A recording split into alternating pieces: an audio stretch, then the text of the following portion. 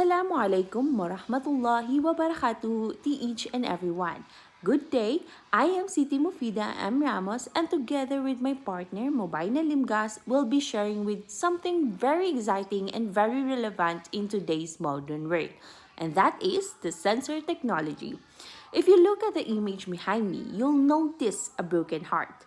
Now, before you think this is about love life, no, we use the broken heart as a creative way to show the good sides and the not so good sides of sensor technology. Because just like in love, technology has its pros and cons. So, what exactly is sensor technology? Sensor technology involves devices that detect and measure changes in the environment. These changes could be in temperature, pressure, motion, vibration, and a lot more. In the world of manufacturing, sensors act like the eyes and ears of machine. They collect important data about equipment and processes. And with modern smart sensors, those that can process information, connect wirelessly, and even support automated decision making. Factories today are smarter than ever. Sensors help keep machines working properly, detect problems early, and provide accurate information during production. This leads to better quality, fewer mistakes, and smoother operation, especially in this age of industry. Now let's talk about pros and or the healed heart of sensor technology. In First of advantages of sensor technology is that it improves efficiency and productivity. Thanks to the real-time data from sensors, manufacturers can see what's happening exactly at every stage of production. This helps them fix problems right away, streamline workflows, and keep operations running smoothly. Another advantage is that it enhances safety. Safety is everything. Sensors can detect overheating, unusual vibration, or pressures build up before it becomes dangerous. This helps prevent accidents, protect workers, and save machines from serious damage. Another advantage is that it costs savings. With accurate data, manufacturers can reduce waste, lower energy consumption, and manage inventory better. Sensors also support predictive maintenance, which means problems are fixed before the machine breaks, saving a lot of money in the long run. Another advantage is that its support for advanced manufacturing processes.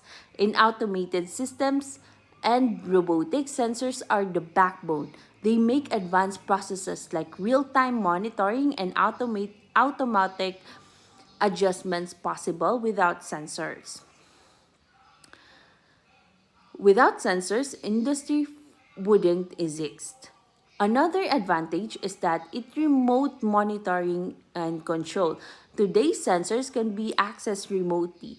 That means managers can check the state of operations anywhere, anytime, even from another country. This is crucial for global companies and 24/7 production lines. Hello everyone, I am Mubayna Lingas and I will be tackling about the disadvantages of sensors. So first, what is sensors?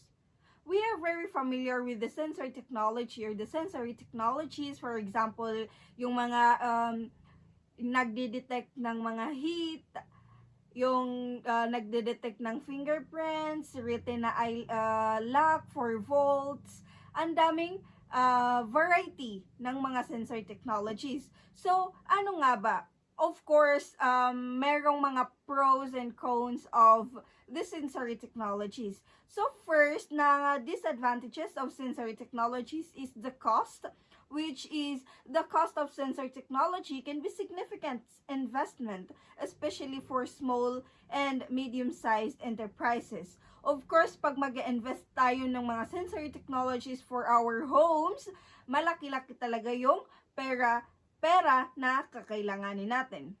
Second is the data management. Sensor technology can generate large amounts of data, and managing, processing, and analyzing it can be a challenge for manufacturers. Third is the complexity, which sensor technology can be complex and difficult to implement, especially for manufacturers with limited technical expertise. 4 is the integration challenges. Integrating sensor technology with existing systems can be complex and time-consuming, requiring specialized expertise and resources. Of course, number 5 is the maintenance and repair. Sensors are mechanical or electronic devices and may require regular maintenance and repair to ensure accurate and reliable performance. So beyond that, no, those sensor technologies can also be hindi siya masyadong reliable because of our climate change in our country or in our earth. Because for example, those na, if you are very familiar with the heat sensors, na kapag naka-detect siya ng ng fire or smoke, then yung sprinklers ba, so pwede siyang maging defected, like for example, what if mainit pala yung panahon and then biglang bumuhos yung mga sprinklers, fire sprinklers. So that's very unreliable for us because of the main issue of the earth, which is the climate change. So it is fair to say that if implemented correctly, sensor technology has many benefits for manufacturing operations which can outweigh the cons. But potential drawbacks must also be considered carefully when deciding whether to invest in sensor technology. So that would be all for my part. Thank you so much.